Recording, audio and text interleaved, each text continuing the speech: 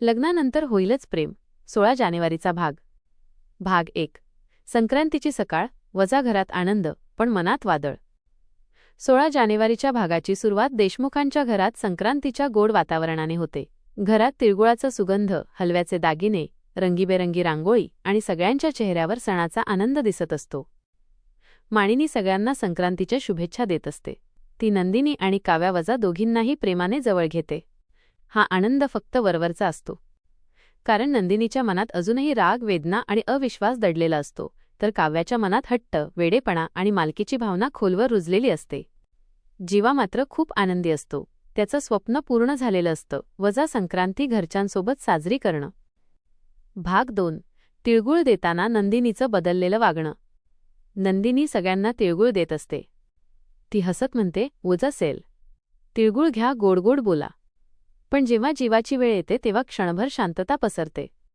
जीवा आनंदाने हात पुढे करतो, पण नंदिनी थोडा वेळ थांबते. ती तिळगुळ देते, पण डोळ्यांत अजूनही राग असतो.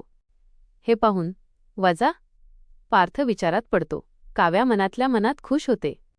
माणिनीला काहीतरी बरोबर वाटत नाही. भाग 3. काव्याची चाल, वजा गोड बोलण्याआड विष. काव्या नंदिनीला मिठी मारते. ती गोड आवाजात म्हणते, "ताई, तुम्ही आल्यामुळे घर खूप छान वाटतंय." पण तिच्या नजरेत स्पर्धा, जळजळ आणि हट्ट स्पष्ट दिसत असतो. ती मुद्दाम पार्थचा हात धरते, मुद्दाम त्याच्याजवळ उभी राहते. नंदिनी हे सगळं पाहत असते. तिच्या मनात एक प्रश्न सतत घोळत असतो, ही मुलगी नेमकं काय दाखवू पाहतीये? भाग 4. माणिनीचा निर्णय, वजा सगळ्यांना एकत्र स्वयंपाकघरात बोलावणं. माणिनी अचानक जाहीर करते, आज संक्रांतीच्या दिवशी सगळे मिळून स्वयंपाक करूया. ती नंदिनी, काव्या आणि रम्याला स्वयंपाकघरात बोलावते. इथेच पुढील वादळाची सुरुवात होते. भाग 5. स्वयंपाकघरात नंदिनी वर्सेस काव्या, पहिला स्फोट. स्वयंपाकघरात तिळाचे लाडू बनवणं सुरू असतं. नंदिनी शांतपणे काम करत असते. काव्या मात्र टोमणे मारते. ती म्हणते, "वजा ताई, तुम्हाला स्वयंपाकाची सवय आहे ना? नाहीतर दुसऱ्यांच्या घरात ॲडजस्ट करणं अवघड जातं." नंदिनी थांबते. ती काव्याकडे पाहते आणि शांतपणे म्हणते, "हे घर माझंही आहे." हा एक वाक्य काव्याला झोंबतो. भाग 6. पार्थ आणि जीवा, वजा भावांची चर्चा. दुसरीकडे अंगणात पार्थ आणि जीवा बोलत असतात. जीवा आनंदात असतो, पण पार्थ गोंधळलेला. पार्थ म्हणतो, "मायजस, काही गोष्टी इतक्या सहज नाहीत जीवा." जीवा मात्र म्हणतो, "वजा, प्रेमावर विश्वास ठेव." पार्थ मात्र आतून हादरलेला असतो, कारण काव्याचं वागणं त्यालाही अस्वस्थ करत असतं. भाग 7. काव्याचा मोठा डाव, वजा नंदिनीसमोर सत्य उघड. स्वयंपाकघरात अचानक काव्या मोठा बॉम्ब टाकते. ती म्हणते, "वजा ताई, तुम्हाला माहीत आहे का, गुरुजी म्हणालेत पार्थचं दुसरं लग्न होणार आहे." सगळे स्तब्ध. नंदिनी शांतपणे विचारते, "आणि?" काव्या आत्मविश्वासाने म्हणते, "वजा, आणि ते लग्न माझ्याबरोबर होणार आहे."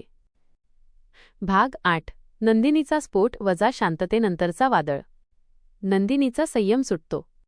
ती ठाम आवाजात म्हणते, "वजा, लग्न हे भविष्यवाणीवर नाही तर विश्वासावर टिकतं."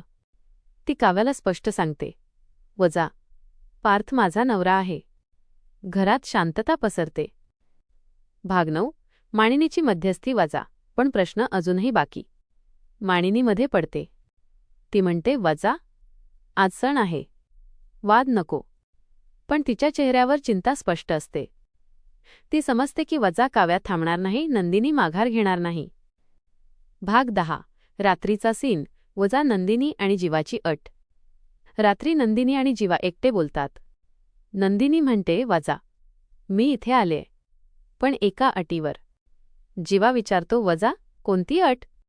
नंदिनी ठामपणे म्हणते, "वजा, काव्याचं सत्य सगळ्यांसमोर यायलाच हवं." भाग 11. काव्याचं एकटेपण, वजा वेडेपणाची सुरुवात. दुसऱ्या खोलीत काव्या स्वतःशीच बोलत असते. ती आरशासमोर उभी राहून म्हणते, "वजा, पार्थ माझाच आहे." ती हसते, पण ते हास्य भयानक असतं. भाग 12. भागाचा शेवट, वजा मोठा क्लिफहँगर. भागाच्या शेवटी एक मोठा ट्विस्ट. माणिनीला एक जुनी फाईल सापडते. त्यात काव्याशी संबंधित एक धक्कादायक सत्य असतं. माणिनी हादरते. निष्कर्ष, 16 जानेवारीचा पुढील भाग. मानसिक संघर्ष, प्रेम वर्सेस हट्ट.